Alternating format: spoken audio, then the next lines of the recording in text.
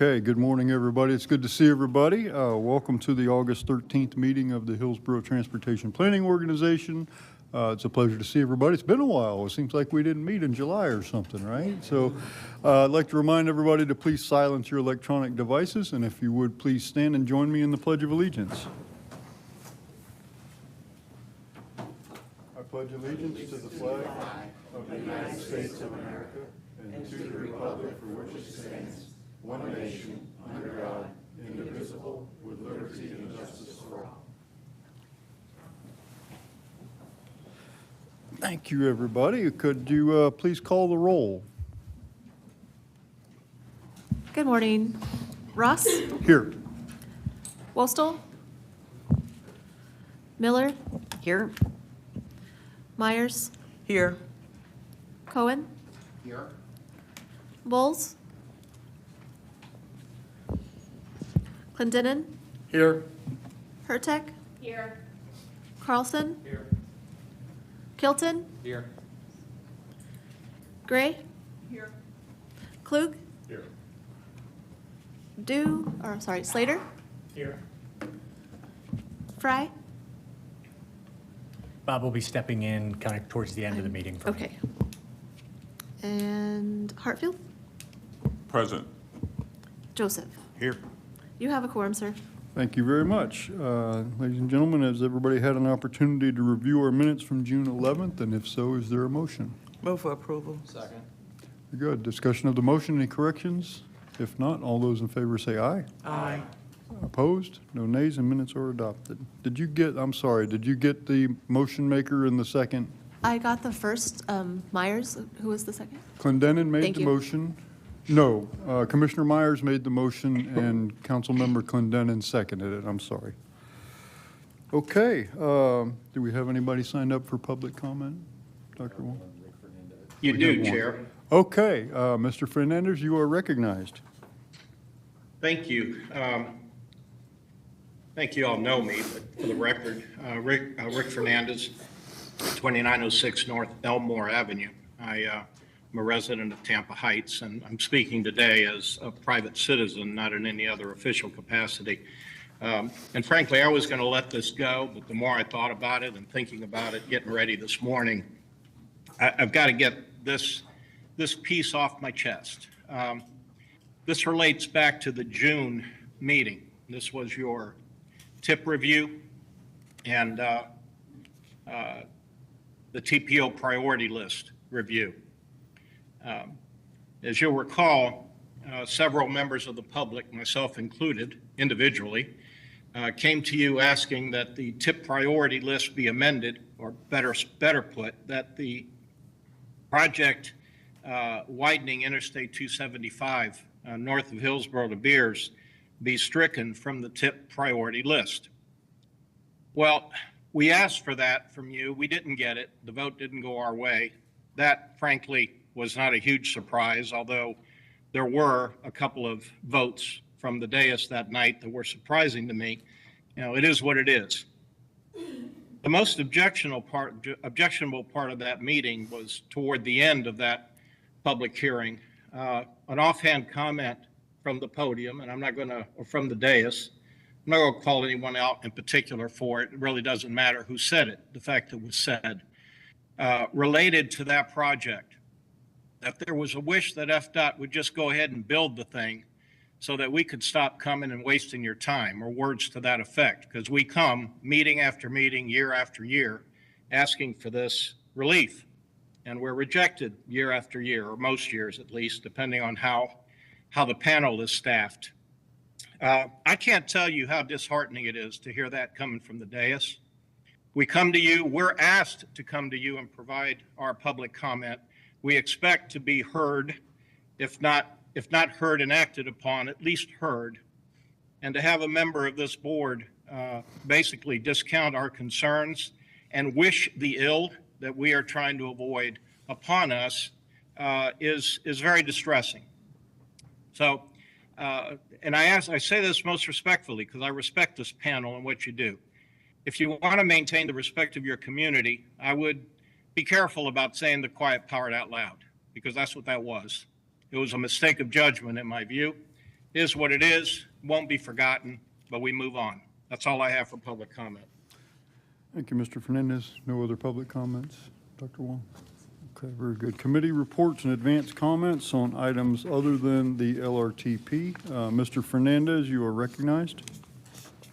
Thank you, Chair. Again, Rick Fernandez. Now I appear as Chair of your Citizens Advisory Committee. We held our August meeting on August 6, 2025. Unfortunately, I had a conflict that night and was not able to attend. The meeting was chaired by our very able Vice Chair, Stephen Hollingkamp, out of Plant City. So I want to thank him for his support and for staff support in my absence. And maybe because I was absent, apparently the meeting was relatively short, or at least what I have to say to you about the meeting is short. This may be the most brief CAC report I've ever given you. We had two action items. The first was the federal quadrennial certification. That's an action item in your regular meeting agenda package for today. And the second item was an LRTP amendment, which is the subject of your public hearing later in this morning's meeting. TPO staff presented on the certification, which the CAC recommends that the board approve. I believe that vote was unanimous among those present at the meeting that night. Hillsborough County staff then presented on the Van Dyke Road widening PD&E, followed by TPO staff introducing the 2050 LRTP amendment. Questions related to the PD&E included the impacts to business and public involvement, particularly with those potentially impacted, clarification on the cost and next steps for Van Dyke Road were also requested. The CAC unanimously recommended the TPO board approve the 2050 LRTP amendment. Again, that's the subject of your public hearing later this morning. If there are any questions, I'll be happy to try to answer them, although, as I said, I wasn't there and my knowledge of the meeting per se is somewhat limited, but I'll be happy to try to do my best. Otherwise, respectfully submitted. Thank you, Mr. Fernandez. Board members, any questions for Mr. Fernandez? Seeing none, thank you very much. Our next report Thank is you. from Harmony McGee from TPO staff. Good evening, Ms. McGee. Good morning, Harmony McGee, TPO staff. Regarding today's action item on the regular agenda, the Technical Advisory Committee recommended that the TPO Board accept the 2025 certification report and authorize staff to address its recommendations. Public comments were received on social media, including a Facebook comment from CNU Florida expressing support for a rail connection from the airport to downtown. On Instagram, Alan Henderson responded to our posts about the Future Leaders in Planning program, sharing his appreciation for our efforts and hope that the program continues to grow. The Tampa Hillsborough Expressway Authority also commented on LinkedIn, thanking the agency for including them in this year's program and expressing interest in connecting again next summer. On Twitter, we received comments advocating for light rail and ride sharing. In response to the 2050 West Central Florida Regional Long-Range Transportation Plan, one commenter noted that the Tampa Bay region's anticipated growth could mirror that of Dallas over the past decade, cautioning that without significant investment in transportation infrastructure, such as roads and rail, the region may face substantial challenges. This concludes my report. Thank you, Ms. McGee. Board members, any questions for Ms. McGee? Thank you very much. Thank you. Is there a motion to approve the consent agenda? Have a motion by Councilmember Clendenin, and I think I heard a second over here. Was it Mr. Hartfield? Yes, sir. Okay, very good. Any discussion? If not, all those in favor say aye. Aye. Opposed? No nays. Consent agenda is adopted. Next item is the federal quadrennial certification of the TPO. Teresa Parker, our partner from the Federal Highway Administration, is here to discuss. Morning, Ms. Parker.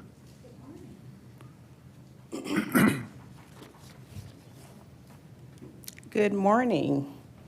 As you can see, I have a big smile on my face this morning because you are the first presentation and closeout for the board that I'm taking on, and can't wait to complete all three.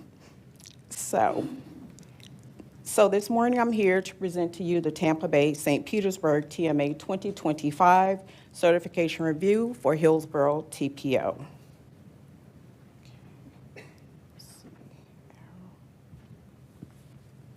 The site visit was held on January the 21st, here in person. The review team that I no longer have right now was Caroline Thomas, Carlos Gonzalez, Carrie Shepard, Aries Little, and Jason Morgan. The Tampa St. Petersburg TMA, Hillsborough TPO, Pasco, and Fort Pinellas consists of the entire Tampa Bay St. Petersburg TMA. Findings: there were 5 noteworthy practices, 3 recommendations, and no corrective actions. We always want to see that. The first noteworthy practice was regarding the MPO structure. The MPO adeptly used data to recruit CAC members and change bylaws for dividing appointed versus at-large seats. The MPO empowered the board to make informed appointments. The second noteworthy practice was on air quality. The federal review team was impressed. While Florida remains in attainment status, the TPO recognizes the importance of measuring and tracking transportation related to air pollution along major roadways. To support this effort, the TPO also received a STIC grant and a USA EPA grant. The resulting data will also inform project identifications, prioritizations, impact assessments, and targeted outreach. The federal review team commends the TPO for its proactive and ongoing air quality initiatives. The third noteworthy practice is regarding the freight planning.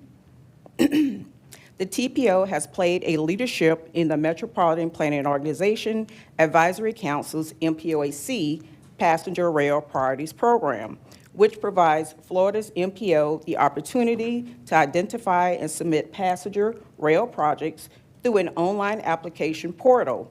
These projects are prioritized and submitted to FDOT for funding consideration. The TPO's leadership in this initiative reflects its commitment to advancing freight mobility and multimodal transportation across Florida. The fourth noteworthy practice was regarding the outreach and public participation. The federal review team was impressed by the innovative products developed to make cost-feasible planning in the 2050 Long-Range Transportation Plan more accessible to the public. For example, to illustrate the impacts of various funding sources by project category, the TPO used a color-coded table with emojis, enabling the public to compare how each of the 8 planning scenarios would perform. The TPO also emphasized the connection between the Long-Range Transportation Plan and the TIP, visually depicting the success story projects from their inception in the planning through development and delivery. The fifth noteworthy practice is regarding the Long-Range Transportation Plan. During the development of the TPOs, conducted 6 needs assessments to determine achievable performance levels under various future scenarios. The potential outcomes were presented through a survey tool that allowed the public to review project proposals and provide feedback as part of the dedicated Long-Range Transportation Plan, public engagement plan.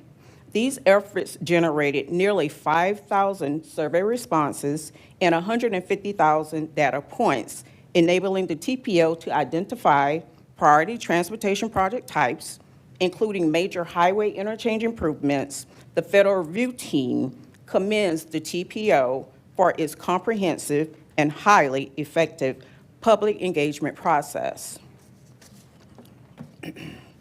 Last but not least, there were 3 recommendations that the Federal Review Team noted for the Hillsborough TPO. One was on the agreements. The review team recommends that the Hillsborough TPO complete an evaluation of the current coordination process with FDOT to ensure that the annual list of obligated projects include transit projects. The second was regarding transit. The Federal Review Team recommends Hillsborough TPO ensure transit safety targets are adopted, updated, and reflected directly or by reference in the Long-Range Transportation Plan and the Public Transportation Agency Safety Plan. And last, the Federal Review Team recommends all federal fund sources to be clearly identified in the Unified Planning Work Program. Additionally, the Federal Review Team recommends the MPO ensures FTA's Formula 5307 and Transit Discretionary Planning Awards are programmed in the Unified Planning Work Program as outlined by the appropriate guidance. Thank you. This concludes my presentation and close out to the MPO board. Are there any questions? Thank you, Ms. Parker. Board members, other questions? Make a Commissioner motion to Cohen. accept the report. Oh, I'm sorry. I'm sorry, I don't mean to slow it down, so I'll be really quick. I just got to tell you how blessed we are to have Teresa. So Teresa was previously the senior planner lead for our area, and she can tell you that the previous quadrennial and previous audits didn't go this smoothly. You know, there were a lot of growing pains in this region, and now that Teresa is the planning lead for the state of Florida, we're even more blessed that she's still here, that she's sticking with Federal Highway, because having, you know, someone in the area that not only understands, you know, what we're trying to do, but also represents us this well. I'm really happy with the results of the quadrennial, but I'd be remiss if I didn't say that how much I appreciate Teresa and her partnership, you know, not only with the MPO, TPOs, but also with the DOT in this region, so. Thank you. Thank you. Mr. Slater, did you? Thank you. Just building on Secretary Hall, I just want to take a minute and commend Dr. Wong and the TPO team. These processes can be complex and complicated, and these results don't happen by accident. So just wanted to say, great job. Thank you. Any other comments before I go back to Commissioner Cohen for a motion? Councilmember Hurtak. Thank you. And I want to add to that as well. I think some of the highlights pointed out that we aren't over assessing and we aren't over reviewing projects. And I thought that was a really nice thing to hear, that the review, the time that we take, that the staff takes is what the federal administration is looking for. So that was nice to hear, because that can sometimes be an internal debate over, are we spending our dollars wisely? And the federal government is clearly saying we are. So I do appreciate that feedback. Just to go back to the recommendations, is basically what I heard you say is that we don't have enough transit projects. Is that sort of what I heard? That we're not putting them on an LRTP, and we need to encourage doing more of those? It sounds like they were missing from the document. That's what it sounds like. And so this is more of a transit-related type of recommendation. So the Federal Highway, at least the planners, we do our desk audit before we meet for the certification. FTA does theirs on site. So again, we are conducting our certification reviews via a risk-based approach. And again, we look through ours, review everything that we need to do ahead of time. And FTA always does theirs during the site visit at that time. So that's a little difference there, but it's more coordination and trying to figure out what it is that our partners are seeing versus what we're seeing. And so it's kind of a give and take, but then we all agree when we look to see what the documents were and what they pointed out. Okay, thank you. Other questions? Commissioner Cohen. Thank you. And it is always great news to have a report that shows no corrective action needs to be taken. With that, I'd like to make a motion to accept the report. Motion by Commissioner Cohen, seconded by Mayor Kilton. Any discussion of the motion? If not, all those in favor say aye. Aye. Aye. Opposed? No nays. Thank you very much, Ms. Parker. Appreciate it. Thank you. Next, we have some status reports. The first one is from Hart. We have a couple of team members here. Heather Sobush is the Director of Planning and Scheduling, and Donnie Murray is the Manager of Community and Business Engagement. I believe they are here to make a presentation. Good morning. Good morning. Hi, yes, so as you just stated, I am the newish, since April, Director of Planning and Scheduling, taking over the position from Justin, which I think everybody knows. So we're here to present on our comprehensive operational analysis, or COA, as we call it in short term. So the COA is an in-depth examination of the entire transit system. We're looking at pretty much short-term improvements, reallocating resources, maybe from lower performing routes into improving higher performing routes. This is a best practice within the industry to conduct one of these about every 5 to 7 years. As you see on the right, we look at a number of analysis factors. So we look at our performance, our ridership, we look at employment and residential density, connectivity to major activity centers, rider demographics, and then of course, we conduct outreach with the public and with our operators. So some of what we're looking at is whether the current system is efficient and productive. How do we compare to national trends? How has travel behavior changed over the past 5 years, particularly since COVID?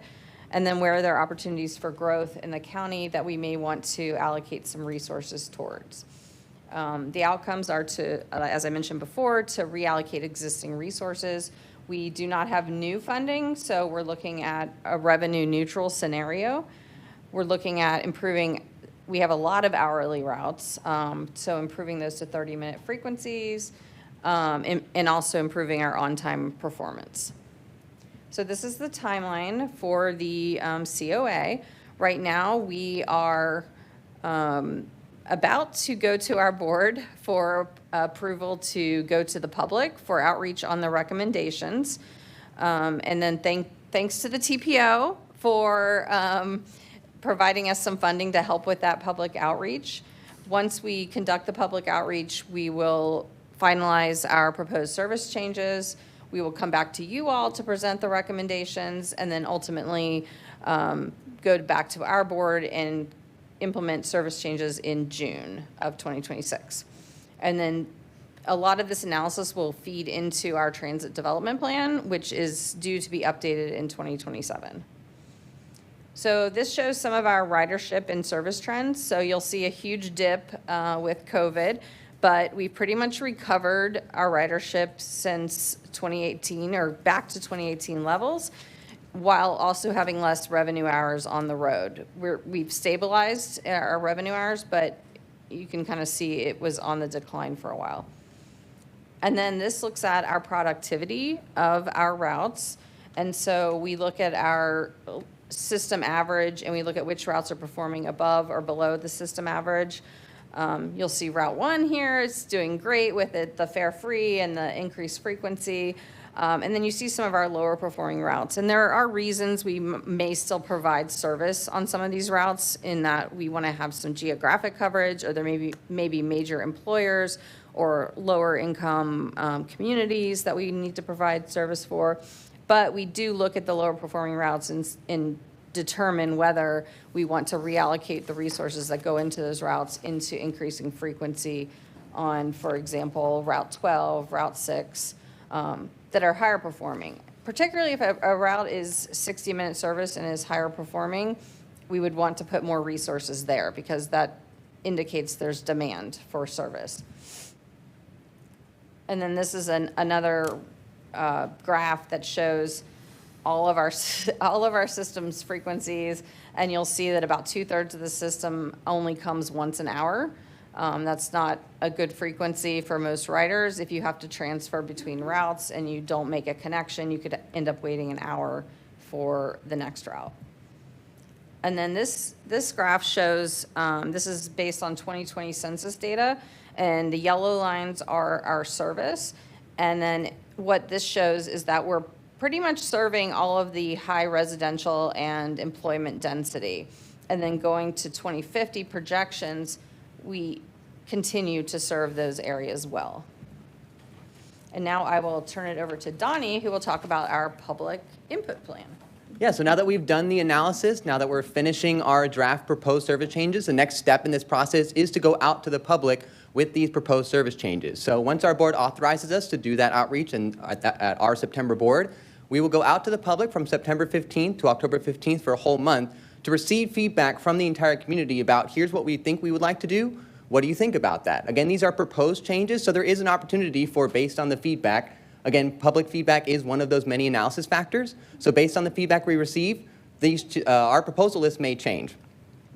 Our goals with doing public input is to reach as many people as possible with a focus on providing some really good face-to-face time and also providing a variety of different formats. So for some people, it's a lot easier to go online and fill out a form. For some people, it's easier to talk to somebody in person and write their thoughts on a piece of paper. And some people just have questions. They may not understand the information. They want to know more. And so that's where that face-to-face time is really important to make sure that people understand what's happening and are able to talk to somebody, provide their feedback. Again, whatever is the most convenient method for them. That's really our goals here with this project.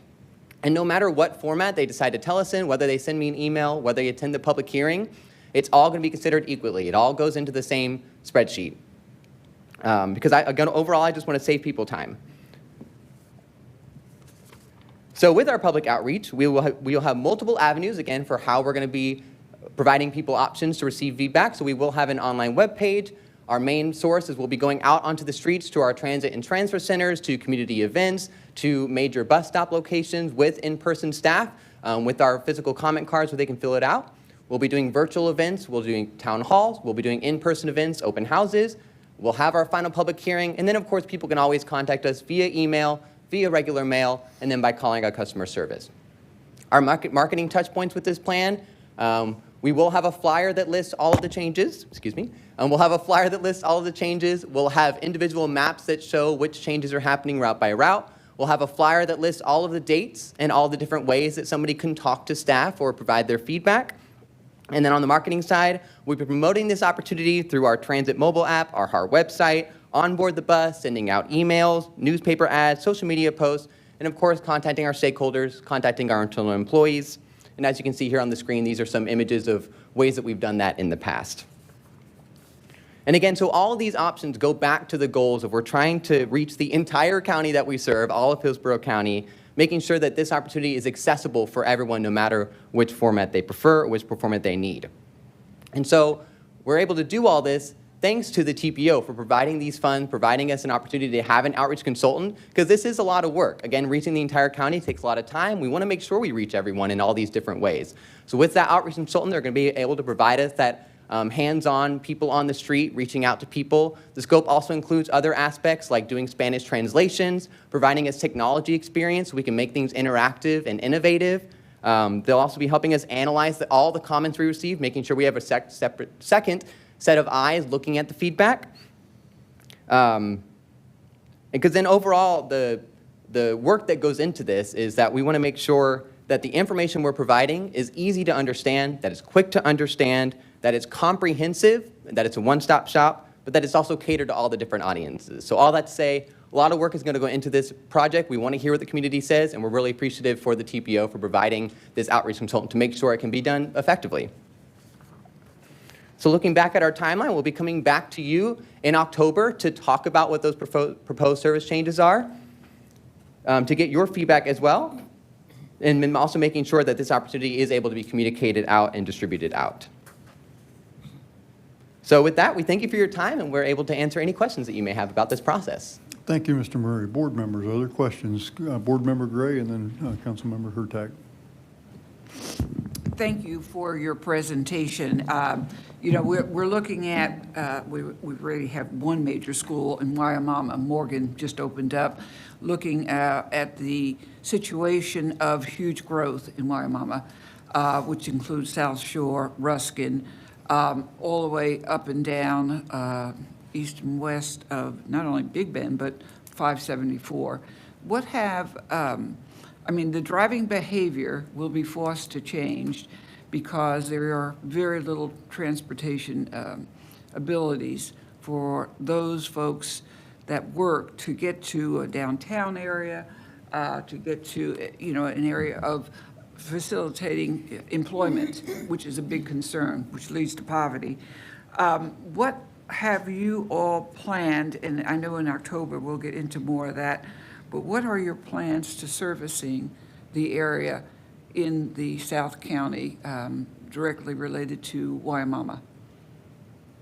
Well, we currently have Route 31 that serves the area down in South County.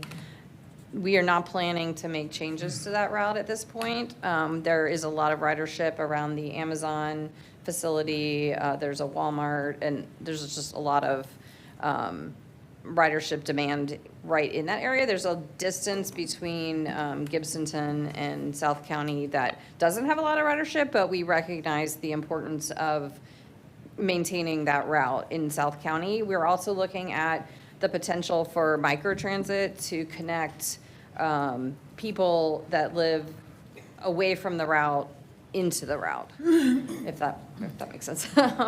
But we're still evaluating those options. Yeah, I mean, the need is very, very important and critical for our student transportation, which we have buses, of course, but it expands more to the business partnerships that are growing there by just scores. And with the BOCC, which you're not in there, I'm very concerned about having a 4-lane road on 574, because right now it's 2-lane, and we are getting a stoplight. But nonetheless, just putting that footprint, a heart footprint in that area, which is huge, which is growing huge in many ways. Thank you for your presentation and for your efforts. Thank you. Thank you. Thank you. Councilmember Hurtak. Thank you for the presentation. It was nice to hear, it was great to see the background, but I think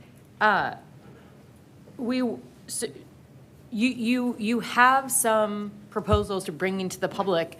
Can you share those with us, or was that not part of what today was for? We plan to bring that back in October. We haven't brought them to our board yet. Oh, okay. So we were waiting I till we understand. go to our board in September to Okay. to publicize the recommendations. Okay, I understand. Thank you. Councilmember Clendenin. I may actually sound like my friend who's not here today, Commissioner Wastel, but one of the things that I find interesting is that there's an inherent bias in the beginning of the presentation when you highlighted that you're looking for expansion, but you didn't look for, what wasn't mentioned was efficiency and potential contraction for maybe underutilized routes, and be able to take resources from areas that maybe are not supporting transit and double down on the areas that do. So I hope as you go through this process that you look at that issue and look at the areas that are thirsty for transit options and are hungry for those, and maybe look at areas that are not supporting it or maybe are unviable because of the cost, the cost per mile or the cost per service and the amount of bus time that's spent on a certain route for how many people that are going from point A to B. I hope that bias is eliminated from the discussion as you continue in this process. Thank you. Yes, thank you. Good. Board members, other questions? Commissioner Cohen. Just want to make a quick comment regarding your public outreach efforts, which I think are really important. It's really hard to break through. There's a lot of information out there. I'm looking over at Gina Dew because the airport recently has really broken through. They have a public media, social media campaign that is, see, people are smiling around the room. They're gaining a tremendous amount of followers by being funny and by using humor to draw in. In our aviation authority meeting, we were told there's 12,000 new followers on the airport's Facebook page because people seriously can't wait to see the posts. And it's just because it's funny. And people obviously are interested in the airport, but they're there because the airport is now making it really making news by being funny. And I just want to suggest you that to any degree that you can incorporate humor into what you're doing, you may pick up some extra people that just take an interest for that reason alone. And it's always a good policy, I think, to have a little fun poking fun at yourself and making people laugh. Thank you. We'll definitely bring that back to our marketing team. Okay. Board Member Dew? Thank you. And Commissioner, thank you for saying that. And that is part of the strategy, right? Is that if you get people by being funny, then, we're in the middle of hurricane season right now. And so those 12,000 new followers, then they're paying attention to us when there are other things going, or like we opened up the red express curbs yesterday. All of those followers know that now there's express curbs on the red side. So there is a method to the madness.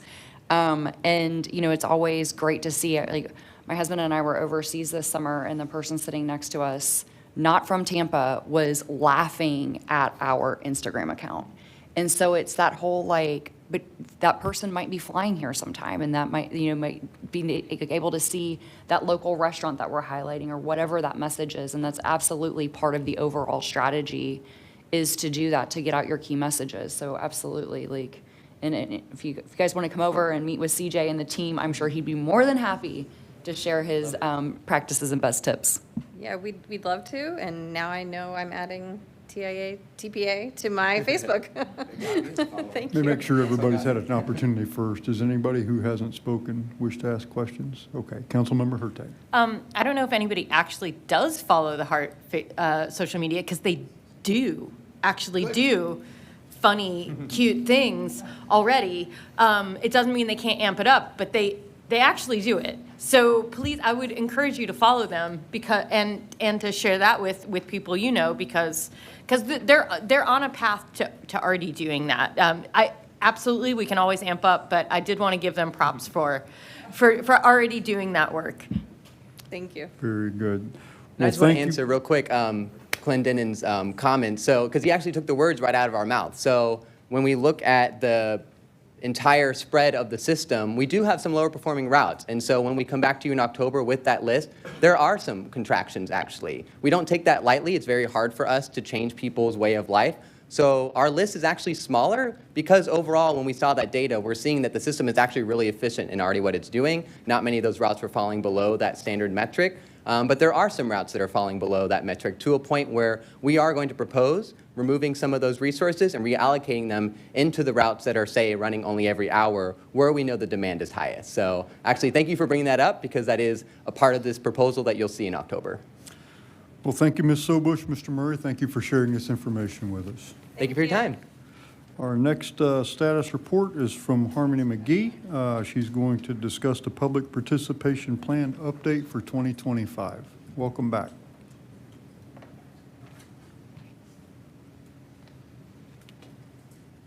Good morning again. So yes, I will be presenting the public participation plan update for this year. Just a little bit about what the PPP is. It is our set of guidelines and standard for how we do public participation during the transportation planning process. It is important to note that it is a formal commitment, so everything that we outline in this plan is not optional, but is required. This document is updated every 2 to 3 years and was last updated in 2022. As you all might recall, in March of this year, you received the Measures of Effectiveness report. That document coincides with the PPP, and those recommendations that were made in the MOE will be addressed in this presentation. So for the PPP changes, we will discuss standardizing public notice times, printed media, the TPO priority list public meeting, again, addressing the recommendations from the MOE and the public participation toolbox. So starting off with standardizing public notice times, we have set a standard of at least 10 days prior to the board meeting that we will notify the public, and this applies to the LRTP adoption, LRTP amendments, the TIP adoption, and also the TPO priority list. We wanted to standardize these dates because in the past it would be difficult. Staff would constantly have to reference the PPP to remember which deadline that we had to meet. And it also makes it easier when coordinating with the newspapers, because the newspapers have varying deadlines. Having a standardized timeline on our end makes it a simpler process. This doesn't apply to the public participation plan because we are legally bound to that 45 days, so that's why that one did not change. For printed media, we are proposing that staff have the discretion to use printed media. This comes after a study that we conducted during the Transportation Improvement Program's public engagement. We used QR codes to track the engagement that we were getting on the newspaper ads, and we found that at times they're not the most cost-effective method. So we would prefer that they be a discretionary call instead. For the TPO priority list, the TPO has now implemented the practice of presenting the tip and the TPO priority list as separate items. Due to this change, we would like to no longer require that the TPO priority list be approved at a public hearing. And this is just to help minimize the confusion that can sometimes come when they're presented at the same meeting. So having them separated will help in that discussion. We also have set a 15-day review period for the TPO priority list, and this is to give community members time to review that document. Now for addressing the MOE recommendations. Just as a refresher on what those recommendations were, they were to address ADA compliant surveys, so making our surveys more ADA compliant, signpostings for the Transportation Improvement Program, standardizing meeting postponements, combating survey fatigue, expanding our presence on YouTube, and evaluating the committee process. So for our first MOE recommendation for ADA compliant surveys, we have identified SurveyMonkey and Survey123 as the two platforms that we will be using moving forward. And this is important. A testimony that I can give quickly is about our involvement with Bush Boulevard. We were able to do public engagement with the visually impaired community, and because of that, the infrastructure there was able to have vocalization features added to the design. So that's why there's such a strong emphasis on utilizing these platforms moving forward. For the MOE recommendation for road signs, similar to the printed media and newspapers, we would like to have signs as a discretionary choice to utilize, and they have also been included in our public participation toolbox, which is in Appendix C. I'll touch on that later. Similar to the study that we did with the printed media, we also did a QR code study for the road signs, and we also found that at times they're not as cost-effective or engaging, and so we would like to use this at a discretion rather than a requirement. We also found that they require a lot of staff time and labor to place out in the community, and they can also potentially be hazardous, maybe not to pedestrians that can engage with them, but if you're trying to drive and engage with these signs, you're putting yourself and others at risk. For postponing meetings, we have set a 4 calendar day window to either cancel or postpone the meeting, and this would be at the discretion of the TPO director in consultation with the committee liaison. This is especially important during hurricane season to allow committee members to prepare and also set an expectation of what their involvement in the meeting will be. For the other MOE recommendations, they are addressed primarily by the Public Engagement Toolbox. The Public Engagement Toolbox essentially outlines various tools and strategies that TPO staff can use. So for example, a TPO staff person might choose to use a focus group rather than a survey to address survey fatigue. Or using Instagram Reels and YouTube Shorts is a great way to address expanding our online presence, which for those who aren't aware, those are very short form videos that can be very engaging, and because of their quick format, they tend to captivate the audience more. So utilizing these tools would give staff the flexibility to cater our public engagement strategy to the unique needs and concerns of each study. Now I will touch a little bit on some of the feedback we received from the committee members. Feedback on the public participation plan update has been received from the Technical Advisory Committee, the Citizens Advisory Committee, and the Intelligent Transportation Systems Committee. Regarding signage, some members recommended maintaining and enhancing its use with larger formats and short links for those who prefer not to use QR codes. Others supported giving staff flexibility to determine when roadside signs are the most effective tool, provided that clear standards are established for when and where they are used. For both printed media and signage, some members emphasized that evaluation should consider factors beyond return on investment, while others prioritize cost effectiveness across all engagement methods. When discussing alternatives to newspaper advertisements, mailing-based outreach emerged as the most popular approach, with suggestions including utility bill inserts, driver's license renewal inserts, and postcards. Additional ideas included placing materials in doctors' offices, community centers, pharmacies, and convenience stores, as well as creating an opt-in text messaging system to send alerts. Geofencing was also mentioned as an idea that can be explored, as it allows for outreach within defined areas and provides measurable engagement metrics. Questions were also raised regarding whether these proposed changes would conflict with Title VI requirements, and TPO staff has since confirmed that they would not. So this item is a status report, and as we have shown, these changes are designed to make our public engagement more effective and accessible for the public. So we would like you all's feedback on these changes, and most specifically, how to move forward with public noticing. This concludes my report. Thank you, Ms. McGee. Board members, Mr. Hall? Yeah, I just got to say, she touched on geofencing. We've seen a lot of success with that. Very low cost, direct to the user. And we've seen greater participation, not only in our online engagement, but also at our physical meetings using geofencing, and it's very low cost. So, a great report. Thank you. Board members, questions? Councilmember Hurtak.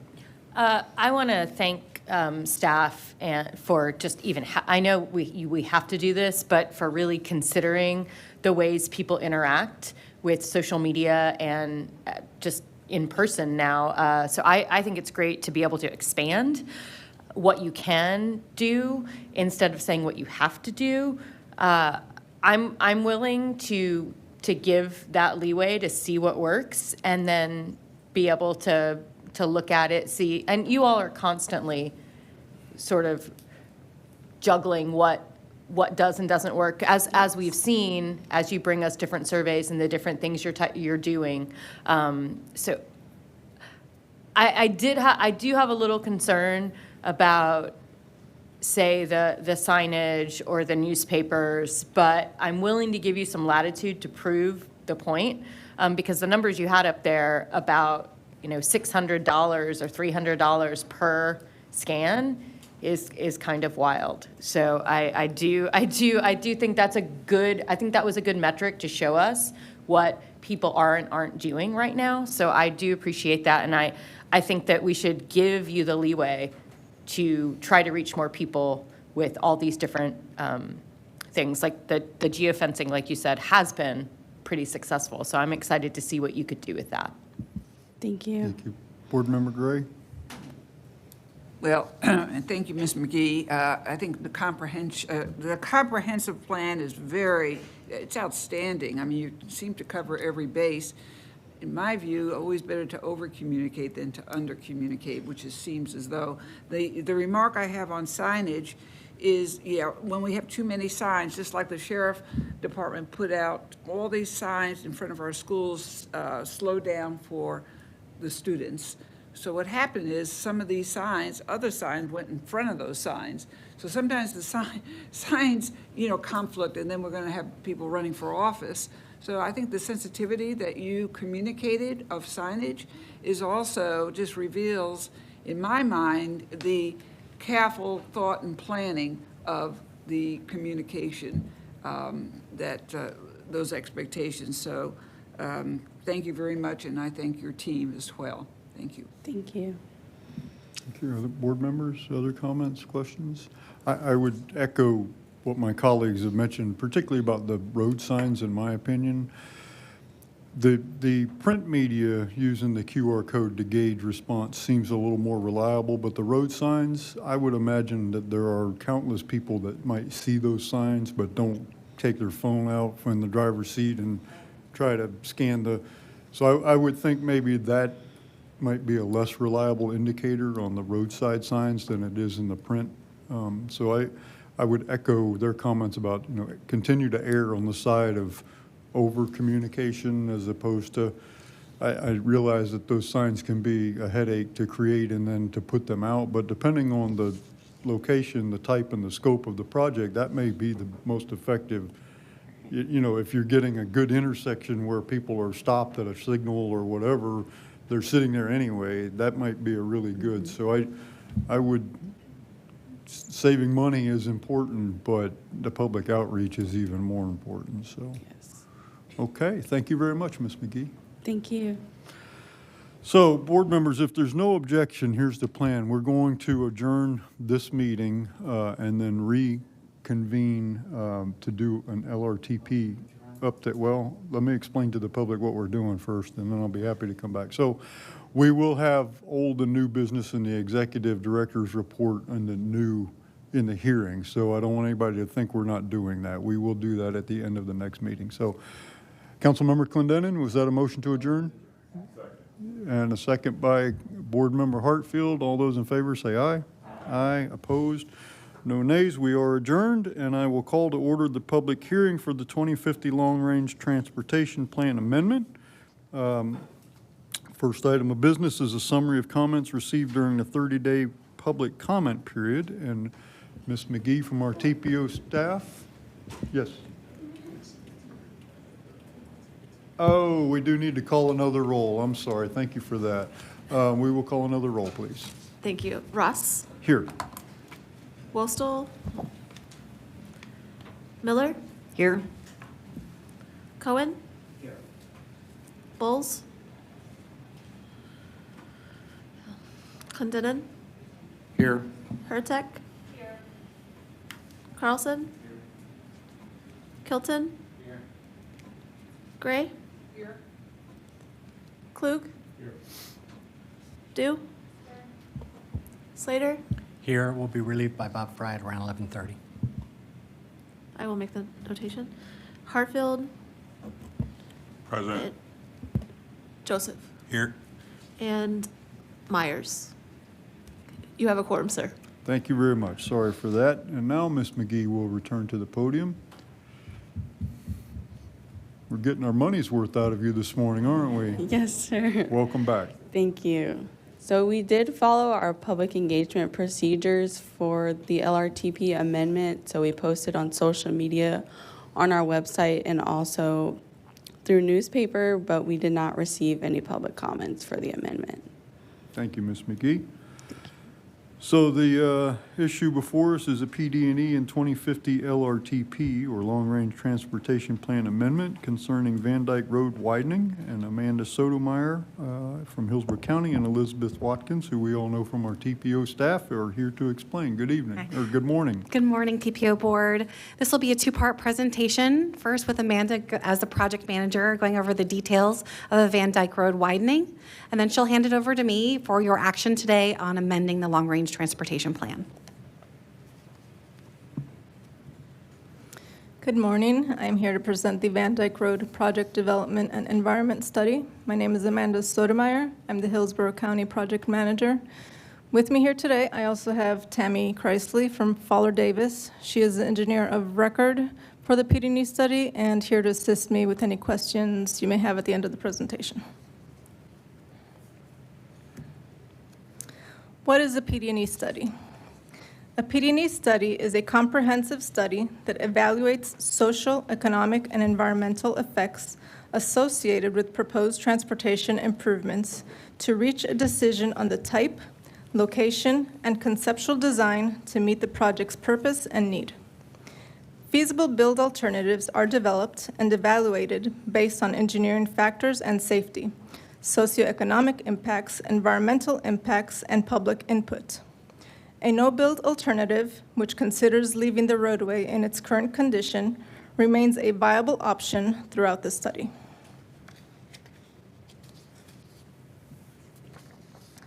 The study limits extend from Gun Highway to east of Worley Road, a distance of approximately 3.47 miles. Although the study limits cover this full corridor, the environmental screening tool analysis is limited to the segment from the Suncoast Parkway to east of Worley Road. The existing roadway is an undivided, two-lane, east-west arterial with 12-foot travel lanes, unpaved shoulders, and open swale drainage.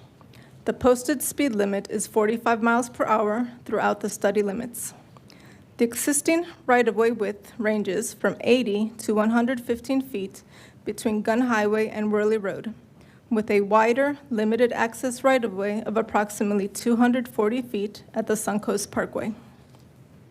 Lake Park, a popular county-operated recreation area, is located just south of Van Dyke Road and is adjacent to the study corridor.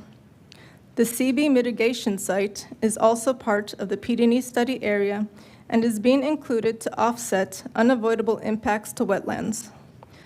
Full roadway reconstruction west of the Suncoast Parkway is not proposed due to policy constraints outlined in the Keystone Odessa Community Plan, which prioritizes rural preservation and limits major roadway expansion in that area. The purpose of this project is to increase roadway capacity, improve operational efficiency, and enhance safety for all users along Van Dyke Road from Gun Highway to east of Worley Road. Van Dyke Road serves as a key east-west connector and hurricane evacuation route, linking residential communities and commercial centers to regional corridors such as Gun Highway, Suncoast Parkway, and Dale Mabry Highway. The project addresses existing congestion and delay issues and will provide enhanced mobility options through the addition of pedestrian and bicycle facilities.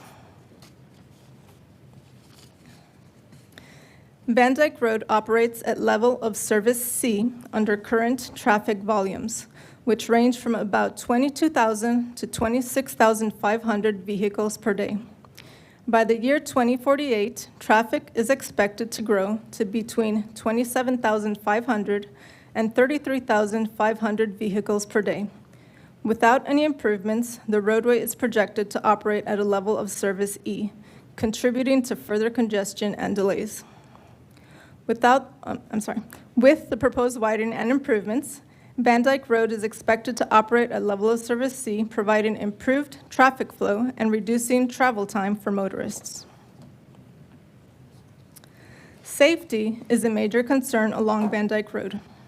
Over a 5-year period from 2017 to 2021, 284 crashes were reported between the Suncoast Parkway and St. Joseph's Hospital. Of these crashes, 61% were rear-end collisions, 12% were angle crashes, 11% involved left turns, and 6% were side swipes. The calculated crash rate for this corridor is 2.61 crashes per million vehicle miles, which is notably higher than the statewide average crash rate of 1.35 for similar arterials. Planned safety improvements include constructing a raised median to reduce crashes, lowering speed limits, and adding pedestrian and bicycle facilities to enhance safety for all users. The Van Dyke Road project proposes improvements to enhance traffic flow, safety, and multimodal connectivity. The preferred alternative widens Van Dyke Road to a 4-lane divided roadway with a shared use path on both sides between the Suncoast Parkway and east of Worley Road.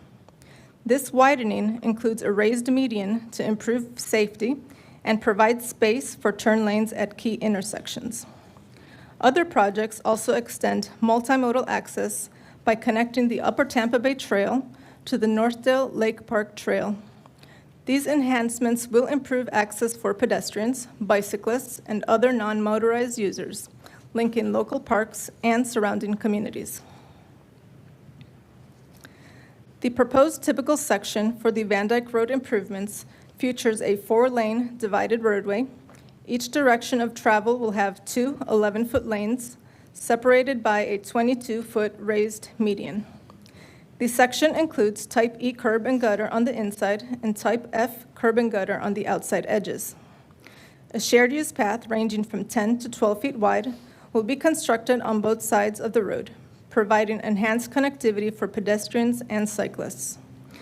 The typical section has a design speed of 40 miles per hour and requires a minimum right-of-way width of 122 feet. Adjacent projects include a trail extension from the Upper Tampa Bay Trail, which includes a 10-foot wide shared use path that begins along the north side of Van Dyke Road and crosses to the south side approximately 1,000 feet east of Gun Highway. The path will be located between the roadway and the right-of-way line and is designed to minimize impacts to wetlands and natural areas. Additionally, a trail connection project is proposed along Worley Road on the east end of the corridor to tie into the existing Northdale Lake Park Trail, further enhancing connectivity through the project limits. A roundabout is proposed for the intersection at Lakeshore Road. It provides a continuous flow of traffic and is engineered to function effectively even during power outages. The roundabout's simple design also reduces long-term maintenance needs while enhancing access for all users along Van Dyke Road. It also enhances safety by reducing vehicle speeds at the intersection in a controlled and consistent manner. At the intersection of Lake Reflections Boulevard and Darby Lane, a peanut roundabout has been selected. This configuration supports traffic flow while providing a direct connection to the main entrance of Grace Family Church. This design is proven in other states and is intended to improve navigation and safety at this location. The peanut roundabout is also designed for low-maintenance operation and will continue functioning during power outages. Modern roundabouts are proven to be safer than traditional intersections.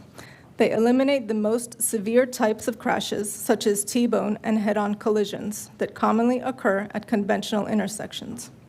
Roundabouts also lower vehicle speed, which greatly increases pedestrian safety. A need to construct 4 off-site stormwater management facilities and associated floodplain compensation areas has been identified for the proposed improvements along Van Dyke Road. Approximately 4 acres of additional right-of-way will be acquired to accommodate these facilities. Floodplain compensation is proposed within Lake Park. As part of this study, a detailed environmental analysis was conducted to identify and evaluate potential impacts associated with the proposed improvements. This includes a thorough review of natural resources, cultural resources, and social and physical environments. The project is being developed in compliance with all applicable environmental regulations and procedures to minimize impacts wherever possible. To accommodate the roadway widening and the construction of off-site stormwater management facilities and floodplain compensation areas, acquisition of approximately 10.05 acres of right-of-way is anticipated. This includes a total of 32 affected parcels. Right-of-way acquisition is expected to result in 11 potential business relocations with no residential relocations anticipated. This evaluation matrix compares the right-of-way acquisition requirements and environmental impacts of the preferred alternative to the no-build or do-nothing alternative, which remains a viable option through the end of the study. The preliminary estimated cost of the project, including design, right-of-way acquisition, and construction phases, is approximately $132 million.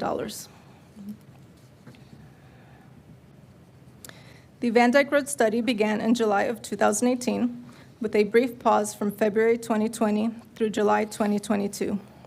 Approval of the PD&E study is anticipated in fall 2025. A public hearing was held on June 17th, and after having the public hearing, the study team is currently reviewing public input and updating the evaluation and project documents accordingly. The project's design phase is currently underway. However, the project is not currently funded for right-of-way acquisition or construction in Hillsborough County's capital improvement plan. Thank you. Thank you. Now I'll review the purpose of the LRTP amendment. So the reason that this is before you today is twofold. First, in order for Hillsborough County to complete their PD&E, it must be in the cost-feasible section of the long-range transportation plan to satisfy that federal planning consistency requirement.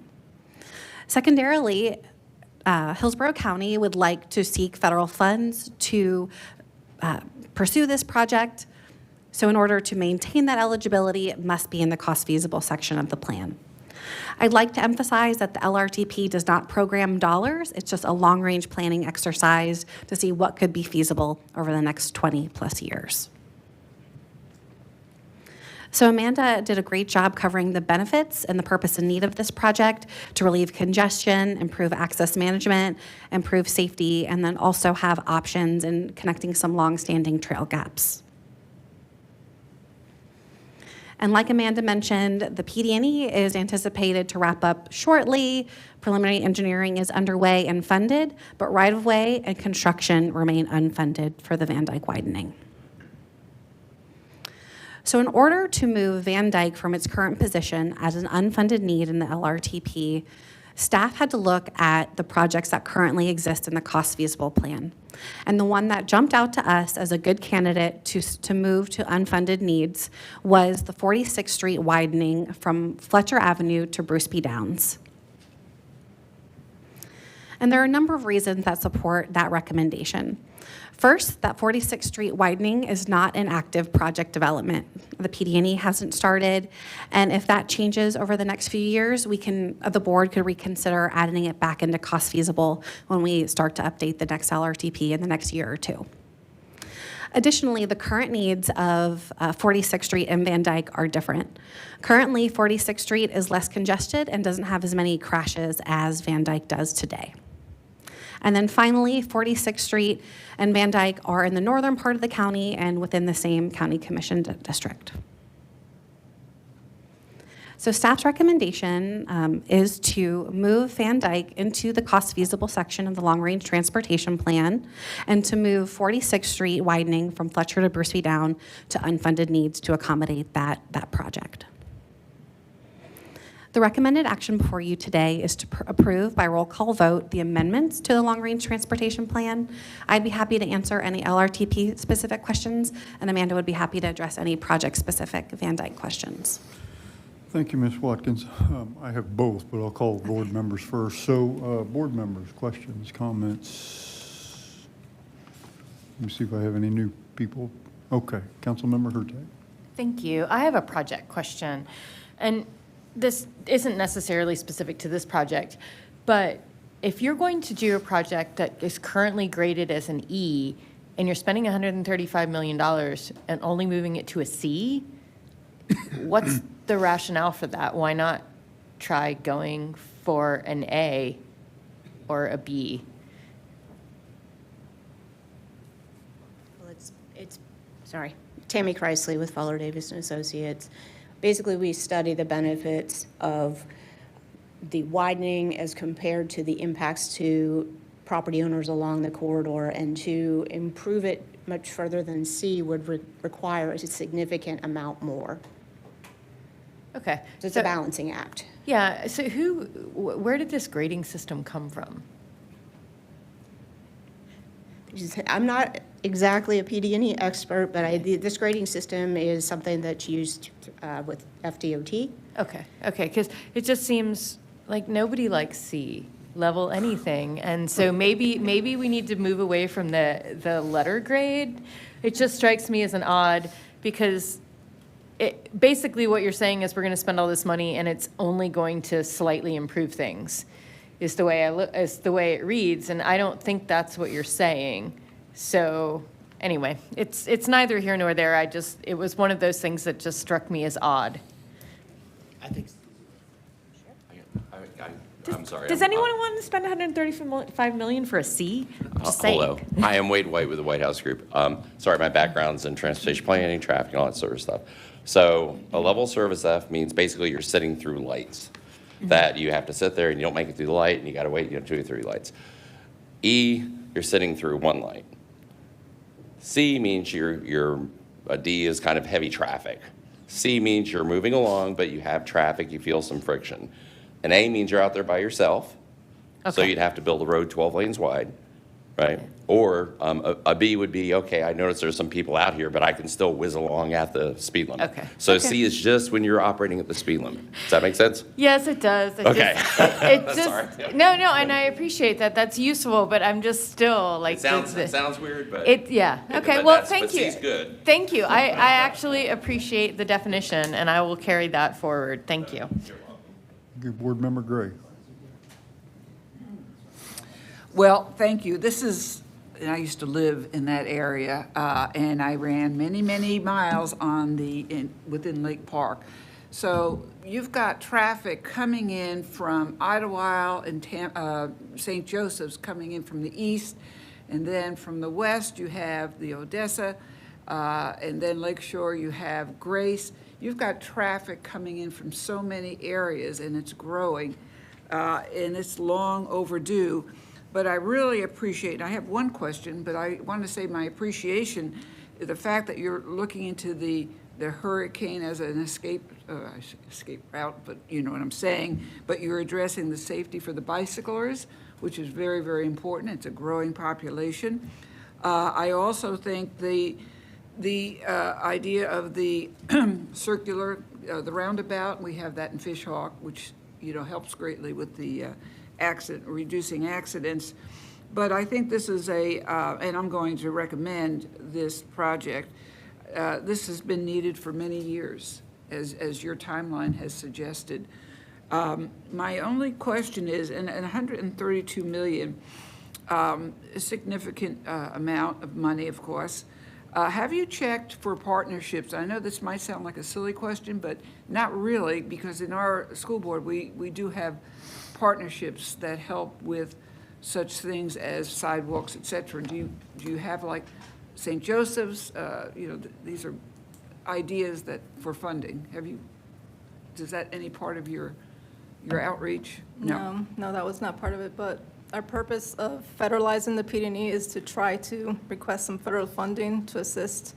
So it's not all county funding. We're trying to get some federal dollars to help us. That would be wonderful. So anyway, I recommend the project to move forward. I understand 46th Street is not a priority as well. So that's my comments. Thank you. Councilmember Carlson. Yeah, this is my second meeting, so pardon me if this is a dumb question, but as you're doing the planning, to Councilmember Hurtak's question, the C grading, that's with the traffic today, is that correct? Yes. And so I wonder how the comprehensive plan plays into it. The city and the planning commission are working on updating the comprehensive plan, and the questions that the public has is, if many of the roads are already at or about beyond capacity, how are we allowing more development? My understanding is the whole city is under a transportation concurrency exception area.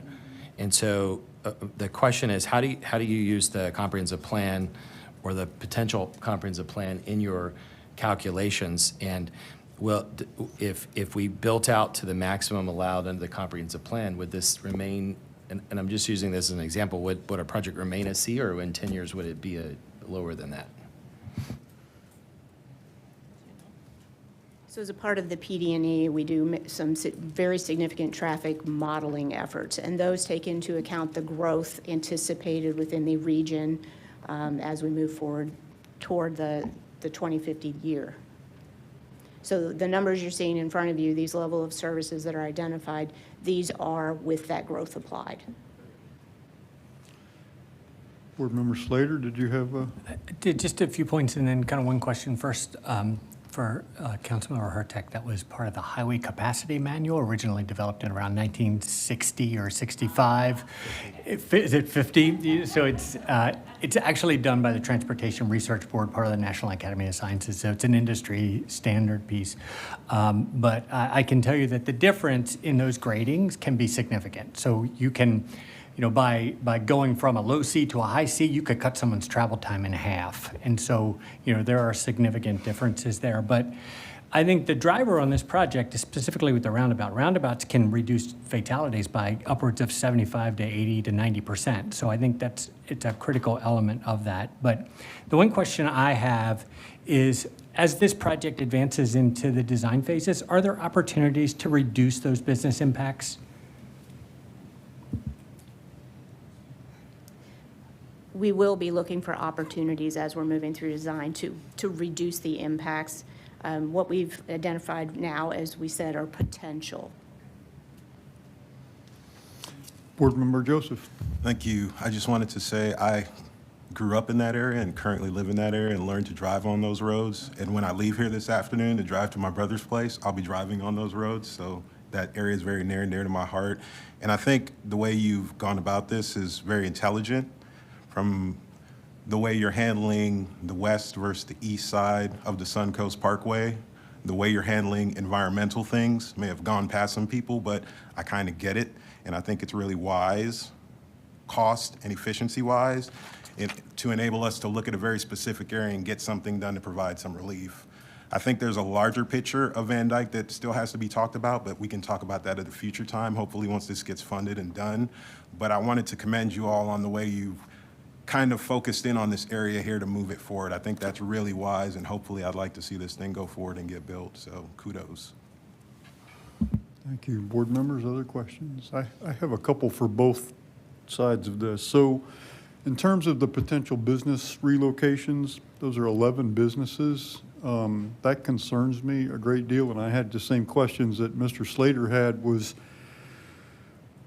I'm assuming this is assuming right-of-way acquisition on both sides and a straight road. Is there any opportunity to avoid some of these business displacements by maybe going a little further on one side of the road or the other side of the road, and or maybe eliminating the trail component? And I'm a big fan of trails, but not at the cost of people losing their livelihood. Is there a chance to either reduce the right-of-way acquisition and would that save anybody's business, or maybe shift it to one side or the other, and would that save anybody's business? I am concerned. I mean, it's easy to just put up a number and say, well, there's 11 businesses that'll have to be relocated potentially.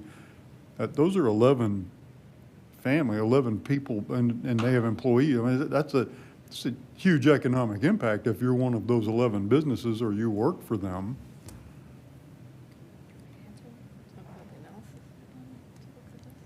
So when we started the PD&E, we looked at salvaging the existing roadway and widening to one side or the other, or centering the widening down the middle.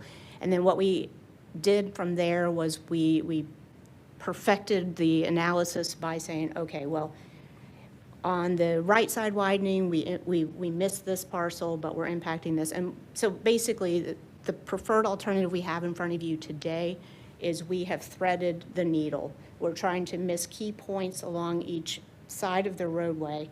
And the 11 businesses that have been identified as potential impacts are the ones that were not, it was constrained there. So we have an overpass with the Dam Avery Spur. That's a hard place. We cannot shift, into that without, violating criteria and making an unsafe condition. So some of those situations are where we've come to with these 11 businesses.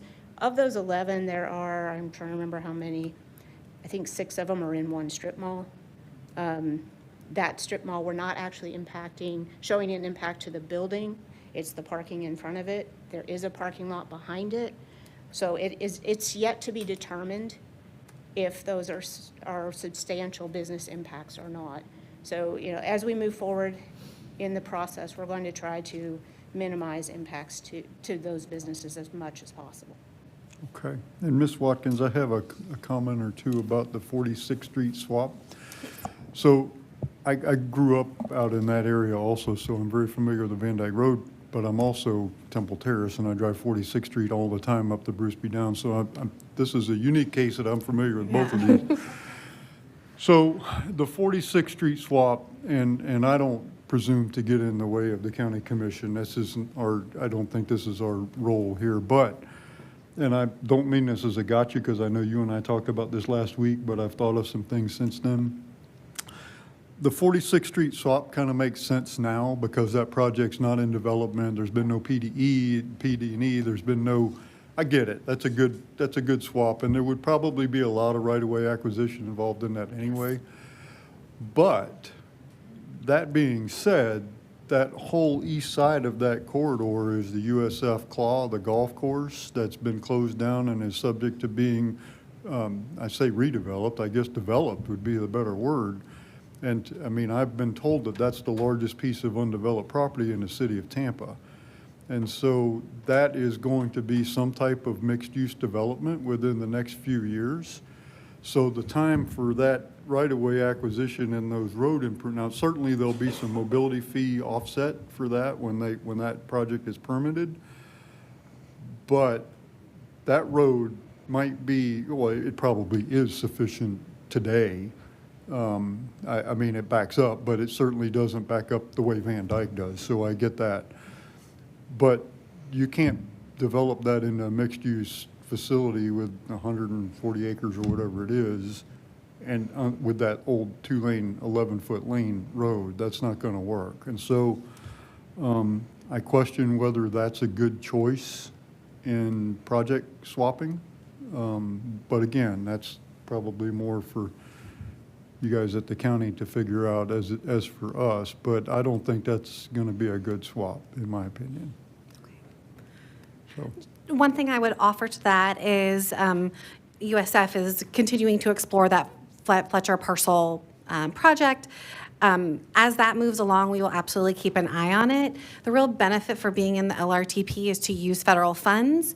So just knowing that land use, knowing the current owner, it would probably move forward with private dollars, maybe some city, but not federal dollars. So this action, in my opinion, would not impede or slow that project down at all. Okay, very good. Do we have members of the public signed up to comment on this? Mayor? Yes. Oh, Councilmember Clendenin. I understand that the dollars for the redevelopment of the Claw would obviously not, but the 46th Street itself. Have you all had conversations with USF? We have not, but we're going to start to update our long-range plan again in the next year or so. And if this maintains to be a widening need, we will absolutely have those conversations. I mean, I've had multiple conversations, Okay. and they are moving forward with that project. Okay. So, thank you. Okay. Do we have members of the public signed up to comment on this? I'm being indicated that we have none. So, board members, is there a motion? We have a motion by Board Member Gray, seconded by... Can they repeat that on the record, please? Just turn your mic on. Sorry. I make a motion to move forward. Second. Motion by Board Member Gray, seconded by Mr. Slater. Is there discussion of the Joseph. motion? Oh, Mr. Joseph, I'm sorry, I was looking that way. Seconded by Board Member Joseph. Is there discussion of the motion? If not, would you please call a roll call vote? Ross? Yes. Miller? Yes. Cohen? Yes. Clendenin? Yes. Hurtek? Yes. Carlson? Yes. Kilton? Gray? Yes. Klug? Yes. Do? Yes. Slater? Yes. And Joseph? Yes. Motion carries 12-0. Thank you. Thank you very much. Executive Director's Report. So, Dr. Wong, are you going to I don't know if you're going to cover it or if you want to cover it under old and new, but the Regional Infrastructure Accelerator Grant, so I don't know if you want to talk about that. Okay, well, we'll talk about it in the new business then. So Executive Director's Report. All right, thank you. So we have a special meeting scheduled for September 2nd. The next regular TPO board meeting will be September 10th, and as Harmony already informed you, we'll be looking to take action on the new public participation plan on that date. The TMA Leadership Group meeting will be held September 26th at PSTA headquarters in St. Pete.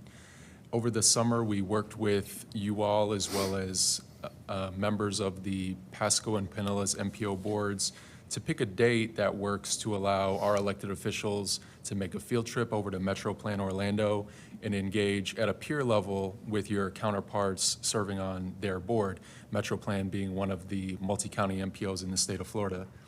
The best date that was identified was October 27th. That will be an all-day event. The board members on the MetroPlan side will be available between 10 a.m. and 2 p.m. Factoring in travel time, you're looking at roughly an 8-hour day.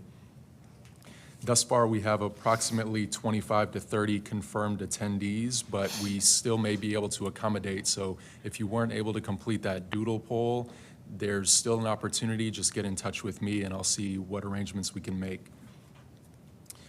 On that note, regarding transportation specifically, the Tampa Bay Partnership offered to charter a bus if we would like to bus pool, I'm not sure what the word is, bus pool, with elected officials from Pasco and Pinellas. And I would like to maybe have a show of hands or comments if anyone objects to that.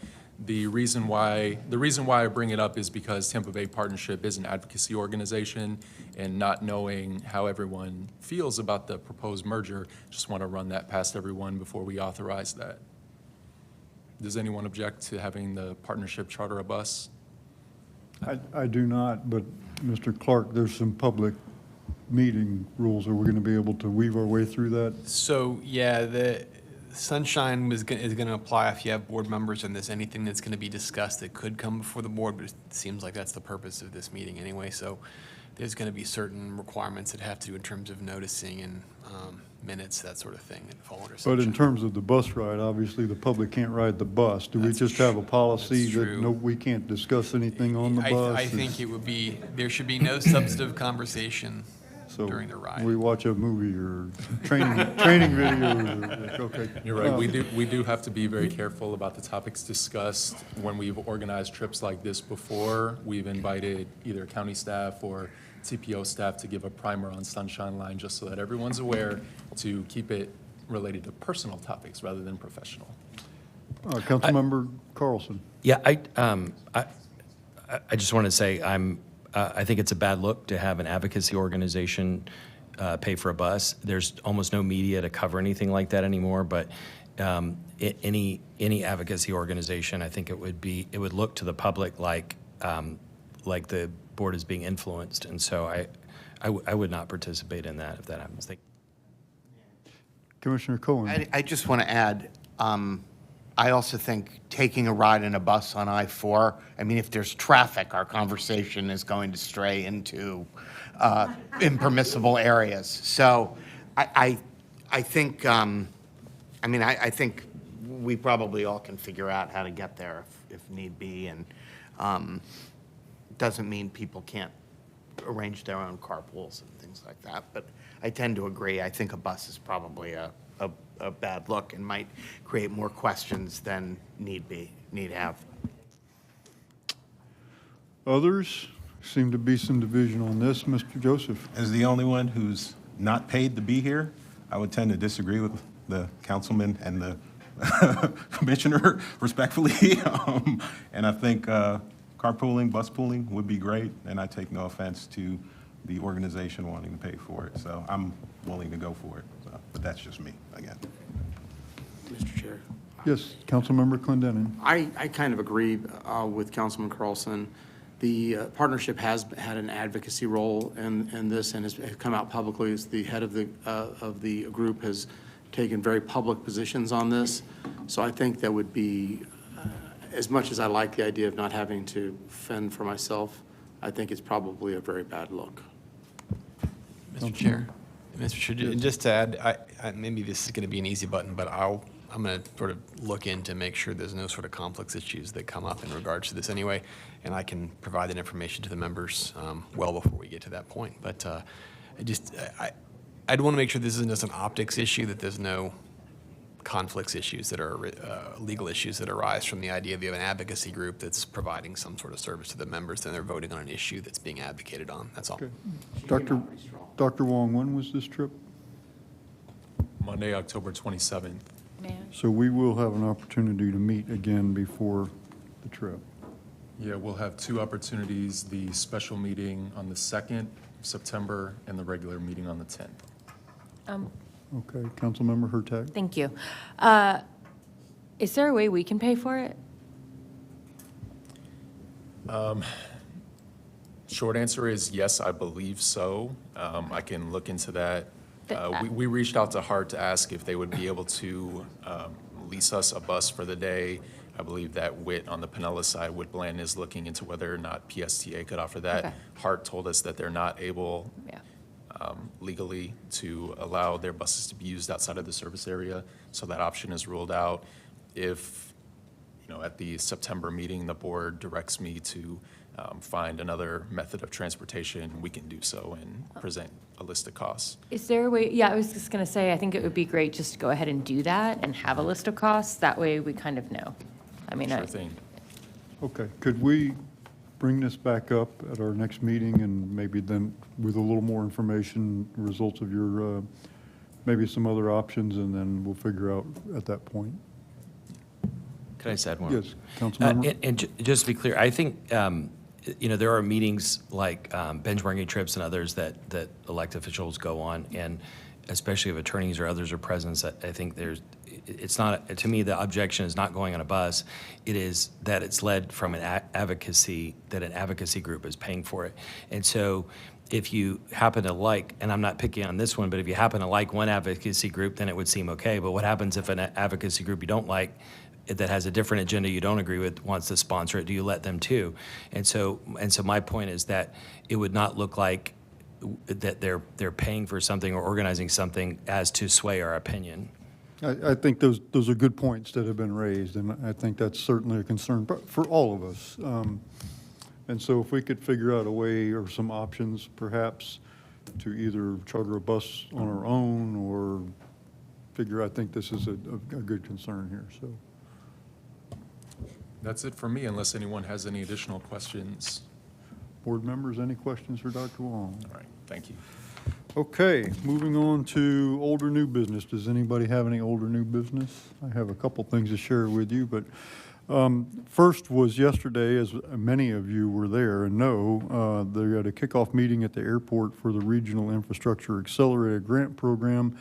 I really don't feel like it would be my place to share this information with you because it's a City of Tampa initiative, and I feel like I'm sharing their news.